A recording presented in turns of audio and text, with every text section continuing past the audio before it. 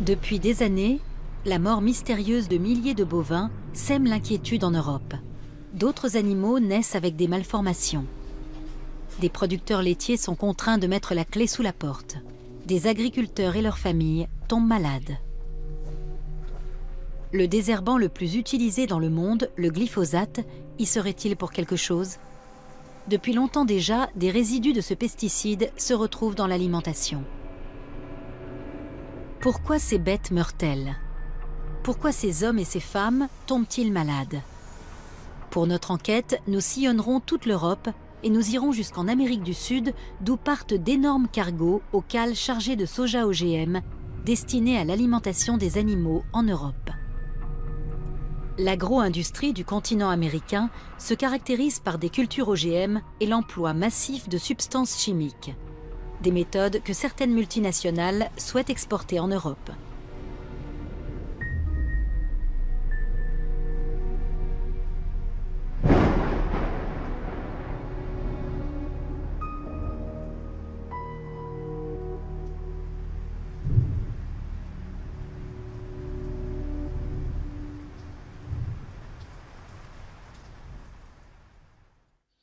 Première étape, les plaines fertiles du Schleswig-Holstein, dans le nord de l'Allemagne. Avec, comme ici, de nombreuses exploitations familiales transmises de génération en génération. Avec des vaches aussi, sagement alignées dans l'étable. L'image même d'une idylle paysanne. À première vue, tout paraît normal.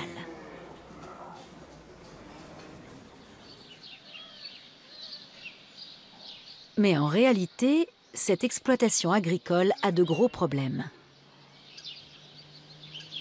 Depuis des années, le vétérinaire est appelé sur cette exploitation plus que de raison.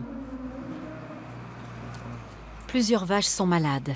Elles ont du mal à se déplacer. Au cours des 3 dernières années, l'éleveur Heinz Hecht a perdu une 50aine de vaches. Au début, on a 2 vaches maigres, pas de quoi s'affoler. Mais un beau jour, on en a 20 et les premières y passent. C'est là qu'on se dit qu'il faut réagir, mais en général, il est déjà beaucoup trop tard. Les bêtes ne sont pas les seules à tomber malades. L'éleveur se plaint lui aussi de problèmes de santé toujours plus fréquents.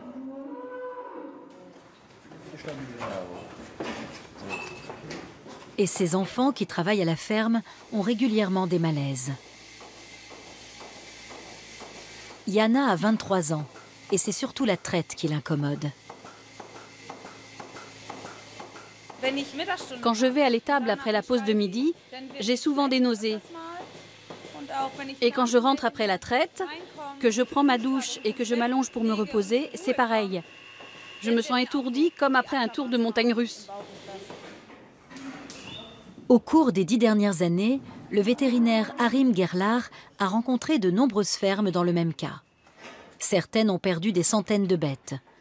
Le fait que les agriculteurs tombent malades à leur tour n'a rien de nouveau pour lui. Les fermiers me disent qu'ils ont comme l'impression de planer à la surface du sol. Ils souffrent donc d'altérations sensorielles qui entraînent de mauvaises réactions. Ça signifie que quelque chose influe sur le cerveau ou le système nerveux et provoque ce genre de sensation. Si je n'avais pas eu le soutien de mes enfants, j'aurais fermé boutique à l'automne dernier déjà. Un hôtel près de Bad Fallingbostel, un village du nord de l'Allemagne. En 2011, des agriculteurs sinistrés y organisaient une réunion. Beaucoup d'entre eux ont tout perdu. Eux-mêmes sont tombés malades. Certains ont même dû être hospitalisés. C'était vraiment l'enfer. Quand on a dit qu'on avait des problèmes, c'est-à-dire avant qu'on atterrisse à l'hôpital, les services sanitaires sont venus chez nous à la ferme. Ils ont dit qu'il n'y avait pas de problème, qu'on pouvait faire la traite en portant des masques et des combinaisons, et qu'on n'avait qu'à prendre une douche après chaque traite. Mais quand il faut traire les vaches en portant des combinaisons et des gants, et se doucher à chaque fois après, je me demande à quoi bon continuer à traire ces vaches, puisqu'il est évident que la ferme a un gros problème. Certains agriculteurs ici présents ont dû abandonner la production laitière et se sont retrouvés sans ressources. Mario Couder est l'un d'eux. Nous avons filmé ses revers de fortune pendant plusieurs années. Lui aussi a perdu des centaines de vaches laitières. À l'époque, en 2011, il y avait encore de la vie dans son étable. Mais cette vie valait-elle le coup d'être vécue? Sur le flanc, on voit son ventre complètement rétracté. Et voyez comme elle marche. Ça me fend le cœur de voir ça.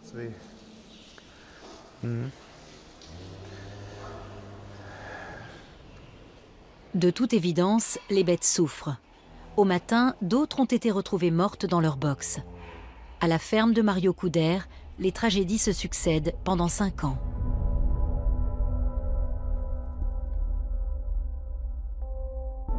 Des vaches meurent, tout comme des veaux souvent mal formés.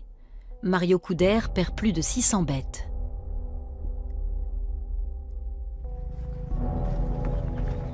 Par crainte d'une épizootie, l'injection létale devient courante. À cette époque, l'exploitation est au bord du dépôt de bilan. Le soutien des autorités est quasi inexistant. Comme beaucoup d'autres agriculteurs, Mario Couder a de graves problèmes de santé. Il va de médecin en médecin.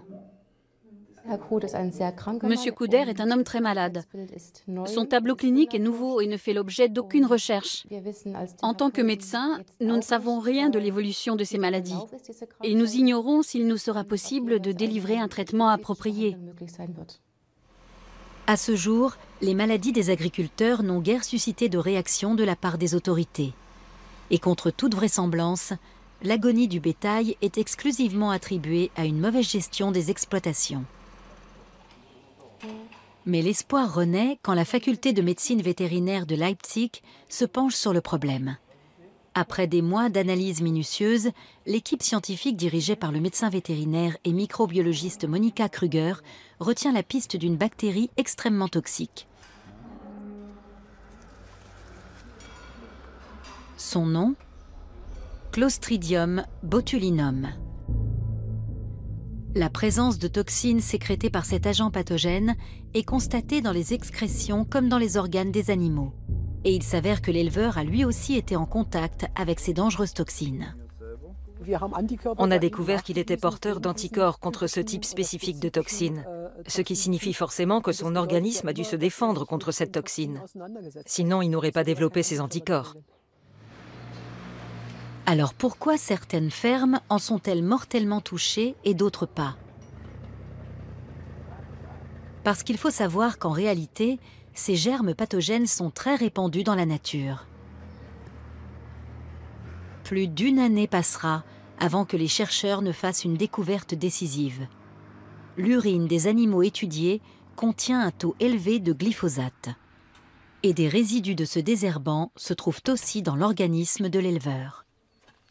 Mais l'établissement d'un lien entre la bactérie Clostridium botulinum et le glyphosate s'avérera compliqué. Au cours d'analyse, nous avons recherché des urines négatives chez les collaborateurs de mon institut. Personne n'a été négatif, moi non plus. Tout le monde était contaminé? Tout le monde avait des taux de glyphosate plus ou moins élevés, mais curieusement, tout le monde était positif. Ce qui veut dire que le glyphosate est partout, apparemment. C'est la conclusion qu'on pourrait en tirer. Une conclusion surprenante? Pas vraiment, car le glyphosate est le désherbant le plus utilisé dans le monde. Conçu et commercialisé par la multinationale nord-américaine Monsanto sous le nom de Roundup. On le trouve dans presque chaque jardin et toutes les grandes surfaces de bricolage. Aujourd'hui, la grande majorité des fabricants de produits phytosanitaires ont au catalogue un herbicide à base de glyphosate. Rien qu'en Allemagne, on utilise cette substance à raison de 6000 tonnes par an avec une tendance à la hausse.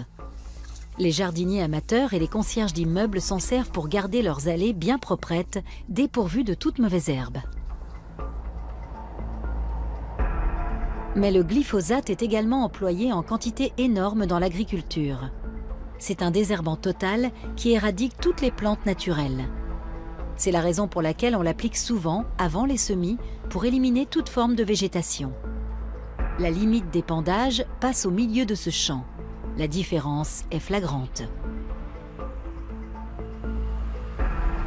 Souvent, les cultures sont même traitées au glyphosate juste avant la récolte. Le produit chimique dessèche les tiges des céréales et les graines sont alors plus faciles à moissonner. Voilà par quel détour le glyphosate prend le chemin de l'étable. Mais il atterrit aussi dans le pain et les croissants, ce qui n'est pas sans risque pour notre santé. En 2012, des analyses d'urine effectuées sur un échantillon de personnes issues de 18 villes européennes ont révélé la présence de glyphosate dans près de la moitié des cas. L'équipe de Monica Kruger poursuit ses recherches. Il leur faudra des mois avant qu'ils fassent une découverte leur permettant d'affirmer qu'il existe un lien entre le germe pathogène Clostridium botulinum et le glyphosate. C'est une avancée majeure. Nous avons constaté que le glyphosate détruit les bactéries bénéfiques à l'organisme, alors qu'il n'altère pas les bactéries pathogènes ou infectieuses. Et en raison de ce déséquilibre, ces dernières peuvent proliférer dans le système gastro-intestinal, par exemple. Un constat qui inquiète, car le système digestif des animaux comme des êtres humains abrite des milliards de bactéries bénéfiques ou pathogènes dont l'équilibre joue un rôle prépondérant sur la santé. Les fabricants de glyphosate ont toujours affirmé que cet herbicide bloquait uniquement le métabolisme des plantes et non celui des hommes ou des animaux. Mais les résultats du laboratoire de Leipzig démontrent que sa nocivité peut être indirecte.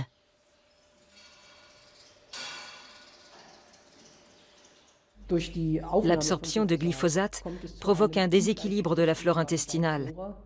Et certaines bactéries prennent alors le dessus, alors qu'elles n'auraient jamais pu le faire dans des conditions physiologiques normales. Qu'en disent les autorités? Au sein de l'Union européenne, l'instance chargée de faire toute la lumière sur le glyphosate est l'Institut fédéral allemand d'évaluation des risques à Berlin. Une instance qui ne cesse de récuser l'éventuelle toxicité animale du fameux herbicide. En janvier 2014, à Berlin, ce même institut organise un colloque qui restera dans les annales. Dans son discours d'inauguration, son directeur tient immédiatement à préciser que cette manifestation était due à la multiplication des études dénonçant les dangers du glyphosate et aux craintes des consommateurs quant à la toxicité des aliments. Dans le domaine des herbicides à large spectre, comme le glyphosate, les déclarations publiques se multiplient ces derniers temps en ce qui concerne justement la toxicité et le danger sanitaire du glyphosate. Les responsables de l'Institut font savoir qu'ils ont réexaminé des centaines d'études avec le plus grand soin, sans toutefois préciser que la majorité d'entre elles ont été réalisées à la demande de fabricants d'herbicides. Après cette réévaluation des risques, les autorités allemandes réaffirment en tout cas leur position de principe à l'égard du glyphosate. Le glyphosate n'est pas cancérigène, il n'engendre pas de malformation du fœtus et n'est pas mutagène. Pourtant, les études indépendantes qui se multiplient dans le monde entier aboutissent à des résultats diamétralement opposés. Nous partons pour Barjac, dans le sud de la France, pour assister à un congrès de chercheurs français menant des études approfondies sur le glyphosate depuis de longues années.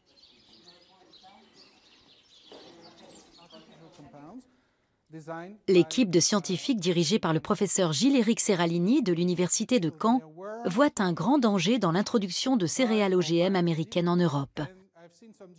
Modifiées pour résister au glyphosate, ces plantes transforment l'utilisation du pesticide en rouage essentiel du business des OGM.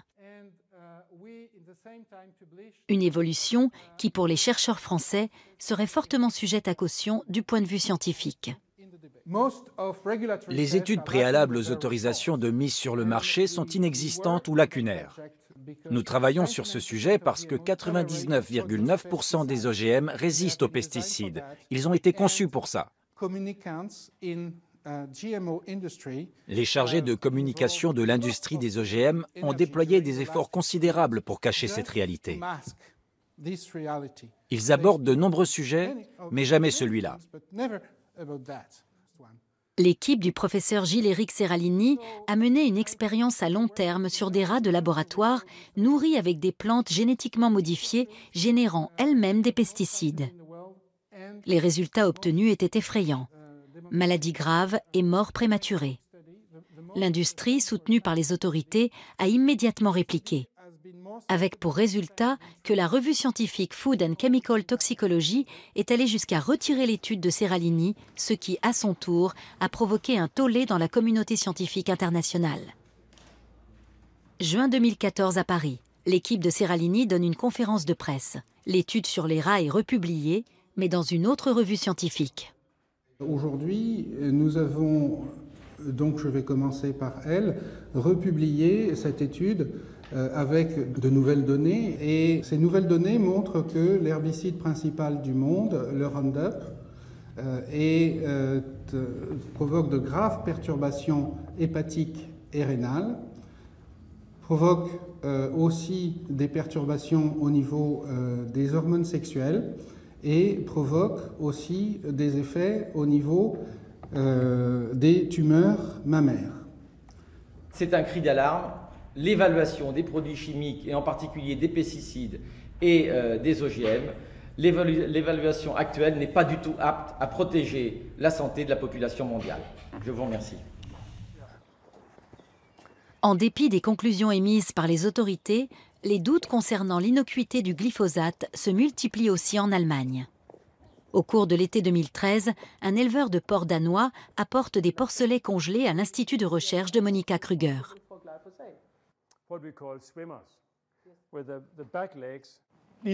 Voilà mes porcs. Regardez cette déformation crânienne. Il y a un œil là qui commence à se ramollir. Et voilà la déformation du crâne. Je pense qu'il ne pouvait pas respirer à cause de la présence de l'œil. Vous voyez ça souvent? Oui. Les malformations sont considérables. Pattes tordues, voire inexistantes, crâne et colonne vertébrale déformées, grave dysplasie faciale. Monika Krüger est choquée par la quantité des difformités.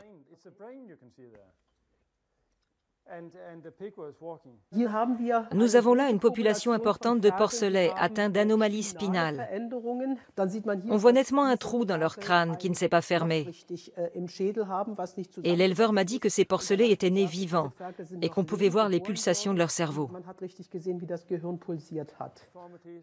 Pour l'éleveur Ib Pedersen, l'origine de ces malformations ne fait aucun doute.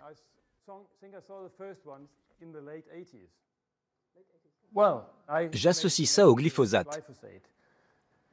Quand la teneur en glyphosate dans leur alimentation augmente, 75 jours plus tard, je constate une augmentation des porcelets malformés.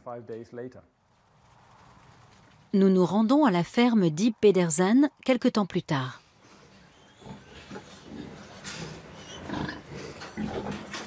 Son élevage compte environ 3000 porcs.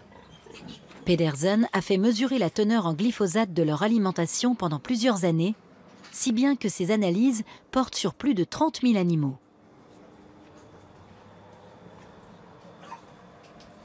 Ce porcelet est né aujourd'hui. Le cordon ombilical est encore mou. Il a entre 4 et 8 heures. Il ne vivra pas. Il ne peut pas boire. Il n'a pas de nez pour respirer. Il doit respirer par la bouche. C'est le type de malformation le plus souvent observé. La tête est complètement déformée. Un spectacle affligeant devenu habituel. Des porcelets malformés dont beaucoup ne sont pas viables. Ce petit est condamné parce qu'il n'est pas capable de boire. Pedersen affirme que ces analyses révèlent clairement une corrélation entre la quantité de résidus contenus dans l'alimentation des porcs et le taux de malformation. Sa conclusion : j'ai constaté le phénomène suivant. Si la teneur en glyphosate de l'alimentation passe de 0,2 g par tonne à 1 g par tonne, 5 fois plus, alors on aura 5 fois plus de malformations chez mes truies. C'est très marqué. En Europe, la majeure partie de l'alimentation des vaches et des porcs est composée de céréales et de soja OGM. Et bien que Pedersen n'en donne plus à ses bêtes depuis longtemps, leur fourrage génétiquement non modifié contient du glyphosate, en quantité moindre certes, mais tout de même. L'alimentation d'élevage à base d'OGM coûte moins cher et fait l'objet d'importations massives. L'essentiel du fourrage donné aux animaux d'élevage en Europe provient des États-Unis et d'Amérique du Sud. Quelques semaines plus tard, les analyses effectuées à l'université de Leipzig sur les porcelets de Pedersen sont terminées.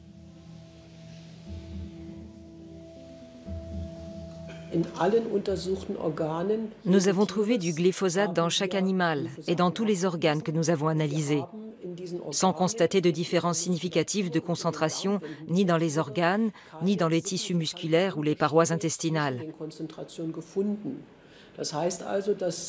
Ce qui veut dire que ces animaux ont été exposés au glyphosate dans le placenta de leur mère. Pour l'éleveur Ib Pedersen, la teneur en pesticides des aliments d'élevage, particulièrement élevés dans les céréales OGM, représente une source de danger, et pas seulement pour les animaux. Ce que je constate chez mes porcs, et cela peut arriver une fois par semaine, n'est que le sommet de l'iceberg. C'est de plus en plus fréquent, et je pense qu'on va également le constater chez les humains.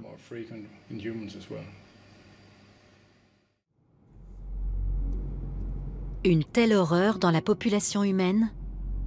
Des paroles dures à entendre. Si c'était vrai, n'aurions-nous pas déjà observé ce phénomène dans les pays d'où proviennent ces céréales contaminées aux pesticides, là où l'agriculture repose entièrement sur l'utilisation de substances chimiques? Nous partons pour l'Amérique du Sud. Depuis une vingtaine d'années, de vastes champs traversés de lignes droites marquent le paysage de l'Argentine. Les terres arborées et les pâturages où paissaient les troupeaux de bœufs argentins ont cédé la place au soja, cultivé à grande échelle. Partout, des tracteurs pulvérisent des pesticides. Rien de surprenant puisqu'à l'instar des États-Unis, l'Argentine a opté pour la culture d'OGM et avant tout de soja, dont 90% des champs sont semés en soja transgénique, c'est-à-dire en soja modifié pour résister au glyphosate.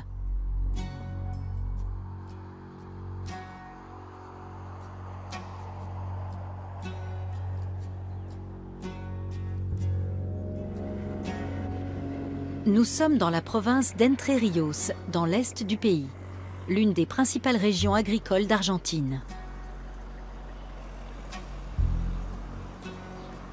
En discutant avec les habitants, nous apprenons que l'utilisation massive de pesticides suscite de nombreuses craintes. Beaucoup de gens y voient la cause d'une forte augmentation des maladies. On nous raconte que les enfants seraient même empoisonnés dans leur école. Ici, dans la campagne à proximité du village de Santa Anita, les champs s'étendent à perte de vue. Dans cette zone rurale, l'école est entourée de cultures. Il y a 3 jours à peine, les élèves ont été victimes d'un épandage de pesticides par avion. Nous rencontrons les mères de quelques élèves ainsi que la directrice. Toutes sont très inquiètes. On a alerté l'hôpital et une ambulance est arrivée. Ils ont commencé à soigner les enfants. Un agent de police qui se trouvait là devant avec sa voiture est monté sur son véhicule et a fait de grands gestes en direction de l'avion qui se dirigeait d'est en ouest. Mais le vent, lui, soufflait vers le nord. Du coup, comme vous vous en doutez, le produit toxique est arrivé droit sur l'école. Malgré le policier qui lui faisait de grands signes et une ambulance dans la cour de l'école, l'avion a continué de pulvériser. Nous apprenons que ce genre d'incident fait régulièrement la une des journaux argentins. En raison des épandages effectués tout près des écoles, les enfants sont constamment en danger. La directrice a filmé avec son téléphone portable l'avion qui est passé devant l'école.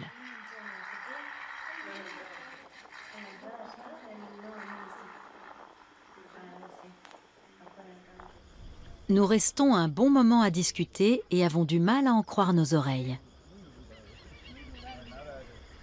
Malheureusement, c'est ma fille qui s'est mise à vomir en premier. Et les parents, un père en particulier, m'a dit « Ne portez pas plainte. Ce travail dans les champs nous fait vivre. Vous vous rendez compte? Nous empoisonnons nos propres enfants. » Ils ne portent pas plainte parce que cette agriculture les fait vivre. Ce sont surtout les épandages aériens qui attisent la colère de beaucoup de gens. Le vent propagerait le poison jusque dans les villages, nous dit-on. Mais à quel point ces produits sont-ils toxiques?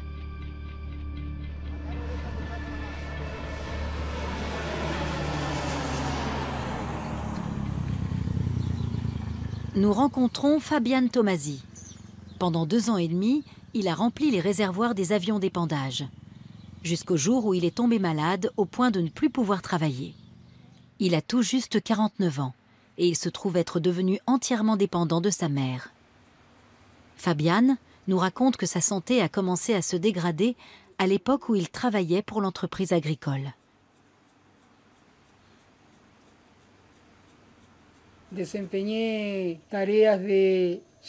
Mon travail consistait à pomper les produits toxiques dans les avions, sans porter aucune protection. Je pense que c'est ce qui m'a rendu malade.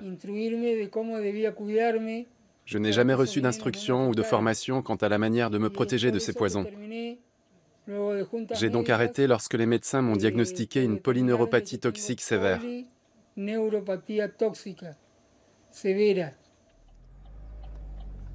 Qu'en pensent les pilotes qui pulvérisent ces produits phytotoxiques? Beaucoup refusent de nous rencontrer. Mais nous décrochons finalement un rendez-vous avec un pilote qui nous dit ne pas avoir de problème à parler de ce sujet. Des milliers de jerrycans s'amoncellent sur le petit aérodrome. Ils contenaient les pesticides les plus variés, mais en majorité de l'herbicide à base de glyphosate. Le pilote Marcelo de Dios sait bien sûr que son travail fait l'objet de vives critiques, mais il ne veut pas se cacher. En se protégeant correctement, on ne risque rien, nous dit-il. Et à ses yeux, les pesticides qu'il pulvérise ne sont pas responsables des maladies observées dans la population. On n'est pas des monstres qui veulent empoisonner les gens, comme on l'entend souvent. Il est évident que si je n'étais pas certain de faire les choses correctement et de n'employer que des produits autorisés, je ne le ferais pas.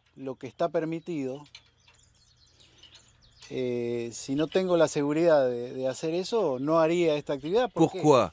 Parce que sinon, ça pourrait m'affecter moi, mes enfants ou mes petits-enfants qui vivent dans la ville où je travaille et qui viennent parfois me voir sur mon lieu de travail. Le choix du pesticide et son dosage relèvent de la responsabilité des ingénieurs agronomes. Ce jour-là, l'un de ces agronomos, comme on les appelle ici, est justement sur place. Oscar Henderson fait ce travail depuis de longues années. Lui aussi connaît les controverses sur les épandages aériens à proximité des écoles et les maladies qui y seraient liées. Selon lui, beaucoup de gens n'agiraient pas de façon responsable dans leur travail. Par ailleurs, il ne faut pas oublier qu'ils sont soumis à des contraintes. Parfois, les gens utilisent des produits interdits sans le savoir dans ces zones.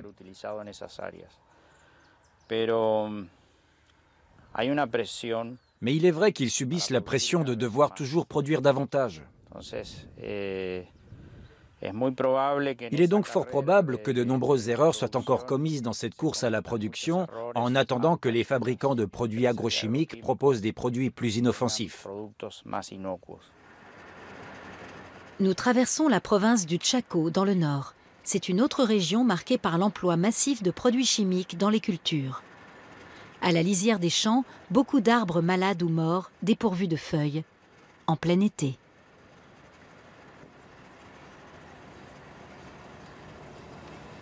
Le village d'Aviateray est situé au cœur de l'un des greniers de l'Argentine. Les habitants sont pauvres, beaucoup sont malades, nous a-t-on dit. rendus malades par des produits chimiques. L'eau courante n'existe pas. Les gens recueillent l'eau de pluie dans des réservoirs installés sur les toits ou dans les jardins.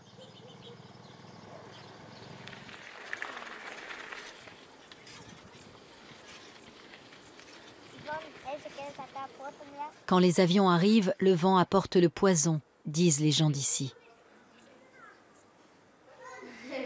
Le soir, nous rendons visite à une famille qui a été durement touchée.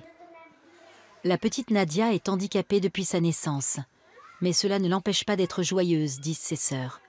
Les parents, en revanche, ont le cœur lourd. Les médecins ne se sont pas clairement prononcés sur les causes de son handicap. Les médecins m'ont souvent dit que ça pouvait être dû aux produits phytotoxiques, au poison. Mais ils n'ont jamais dit qu'ils en étaient certains. D'après eux, ça pourrait aussi être génétique. Mais personne dans la famille n'a eu ça avant. Par contre, on était entouré de produits toxiques à l'époque de ma grossesse. Ils pulvérisaient beaucoup de produits de traitement avec des avions.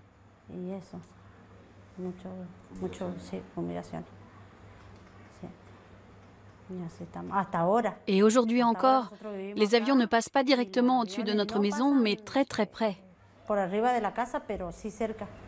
Est-ce que les gens d'ici parlent de ce problème? Oui, on en parle entre voisins, mais on ne peut rien faire. Personne ne nous soutient, personne ne nous aide à faire en sorte qu'ils s'en aillent. Personne. La question demeure. Les produits phytosanitaires sont-ils réellement en cause? Le glyphosate et ses adjuvants chimiques peuvent-ils avoir de telles conséquences? Provoquer de telles infirmités? Les gens n'auraient-ils pas tendance à extrapoler pour trouver une explication à leur malheur?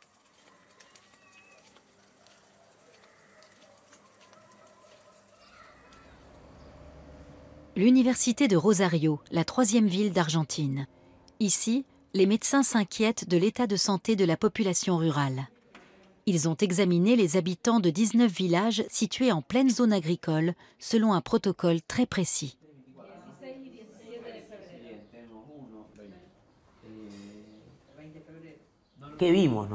Qu'avons-nous constaté?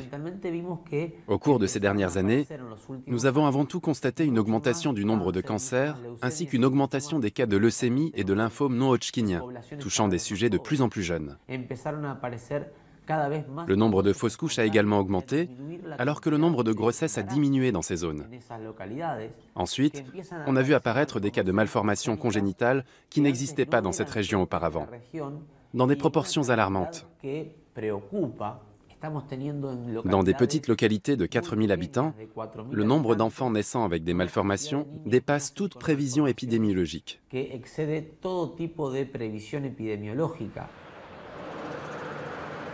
Nous décidons d'assister à l'une des visites médicales systématisées et partons pour Chabas, à 70 km de Rosario. La petite ville se trouve elle aussi au cœur d'une région agricole. Plus d'une centaine d'étudiants en dernières années de médecine viennent d'y passer une semaine pour établir le bilan de santé des habitants grâce à des examens ciblés.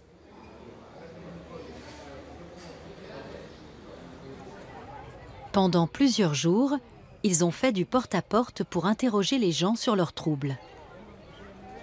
Aujourd'hui, les enfants passent une visite médicale dans leur école. Il s'agit de déterminer s'il existe une différence notable entre l'état de santé des habitants de cette ville, le développement des enfants y compris, et le niveau de santé moyen de la population nationale.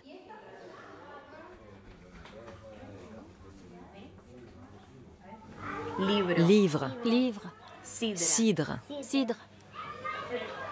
Boule. Boule. Durant la semaine des examens, le chef du projet vient régulièrement à Chabas pour se faire une idée. Les premiers résultats indiquent des phénomènes identiques à ceux observés dans les autres localités, c'est-à-dire une augmentation des cas d'hypothyroïdie, de cancer, de maladies respiratoires, de malformations et de fausses couches. Edgar Fontanelas et sa famille habitent un village non loin de Chabas. Chirio, son fils âgé de 3 ans, avait une sœur jumelle dans le ventre de sa mère. mais elle est morte avant la naissance. Et les voisins qui sont venus nous rejoindre ont perdu un petit-fils à peine né, à peu près à la même période. Les deux familles incriminent l'utilisation abusive de pesticides. Edgar Fontanellas croit même connaître le jour exact où le malheur les a frappés. C'était le 22 janvier 2011. Ils ont pulvérisé des produits phytosanitaires en face de leur maison et devant la nôtre, avec un tracteur énorme. On ne savait pas encore que Maria Luisa était enceinte. 3 ou 4 mois plus tard, l'un des jumeaux, une fille, est mort in utero. Elle est restée à l'intérieur jusqu'à la fin de la grossesse, jusqu'à ce que l'autre enfant, notre fils, vienne au monde. Jusqu'au dernier moment, on n'était pas sûr que notre fils voie le jour, parce que j'avais des contractions et des pertes de tissu. Mais c'était parce que je portais un être sans vie dans mon corps. C'est très douloureux de se souvenir de cette situation. En plus, j'aurais bien aimé avoir une autre jolie petite fille.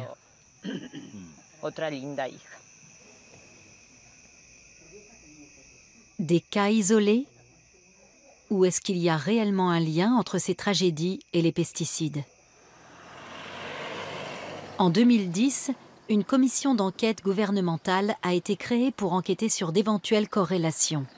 Elle s'est appuyée sur les statistiques sanitaires de communes où les cas de maladies, de fausses couches et de malformations chez les nouveau-nés avaient explosé.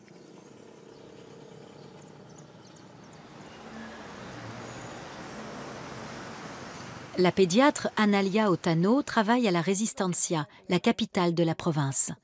En tant que médecin employé de l'État, elle avait participé à cette commission.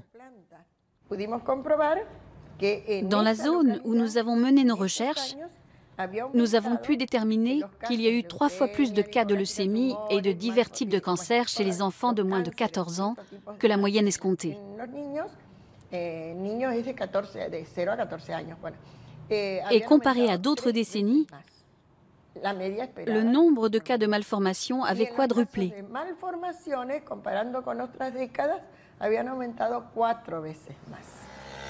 3 fois plus de cancers chez les enfants et 4 fois plus de malformations chez les nouveau-nés. Un constat qui fait froid dans le dos. De plus, la commission a constaté une diminution du nombre de maladies à mesure que la distance entre les villages et les cultures traitées aux pesticides augmentait. Seulement voilà, le compte-rendu de cette commission mise en place par les pouvoirs publics n'a jamais été publié. Pour l'État argentin, le soja est un marché extrêmement juteux. Son exportation est l'une des principales sources de devises du pays. Nous avons rendez-vous avec un producteur de soja. Son moustique, comme on surnomme ici les tracteurs d'épandage, est un modèle américain ultra moderne. Malgré cela, il a du mal à suivre, car les résistances au glyphosate posent un gros problème. En principe, toutes les plantes devraient mourir, à l'exception du soja génétiquement modifié. Mais avec le temps, de plus en plus de plantes deviennent résistantes.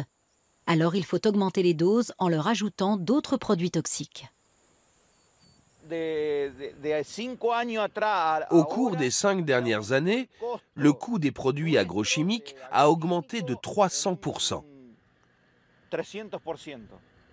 Il y a 5 ans, 2 ou 3 traitements au glyphosate suffisaient. Aujourd'hui, il faut utiliser du glyphosate, différents herbicides, etc. Et cela augmente nos coûts de production. Mais c'est un combat contre la nature, non? Oui, oui. La chimie contre la nature. C'est ça. Ce modèle a-t-il un avenir? Qui sait? Ici, c'est comme ça.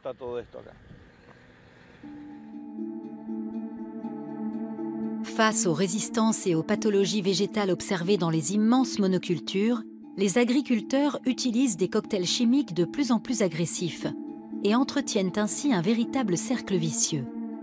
Au sein de la population, ce bouleversement écologique soulève de plus en plus de critiques. De notre point de vue, les pouvoirs politiques ne se rendent absolument pas compte de la gravité de la situation. Ils continuent de privilégier les rentrées rapides de devises au détriment de la protection de la santé de la population.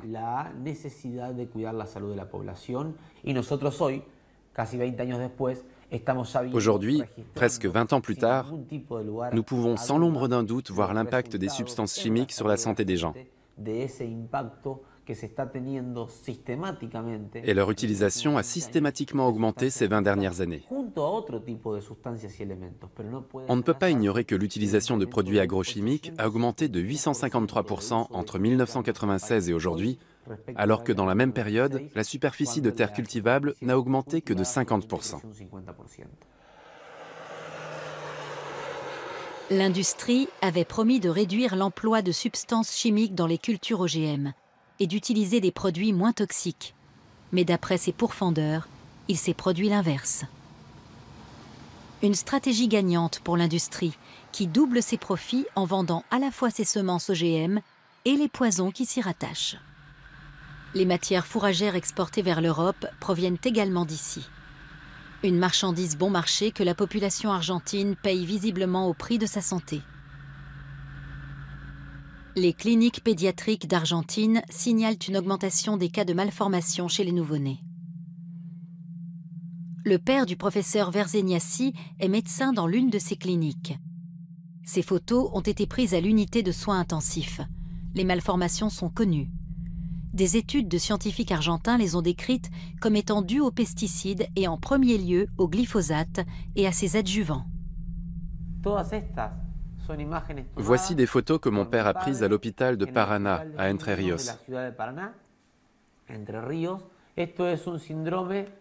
Ça, c'est un syndrome de malformation congénitale qui peut survenir lorsqu'un fœtus est exposé à des produits agrochimiques, comme par exemple le glyphosate. En plus de ce syndrome appelé sirénomélie, qui est une altération des gènes OX qui empêche le développement des deux membres inférieurs, nous observons un accroissement de la taille de la tête que l'on appelle acromégalie.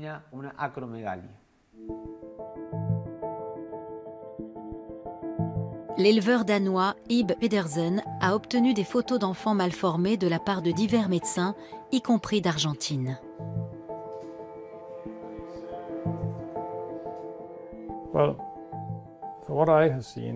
Ce que j'ai constaté chez mes porcs, je l'ai vu sur des photos d'enfants argentins ou d'Amérique du Nord, victimes de malformations infantiles liées à l'emploi du glyphosate.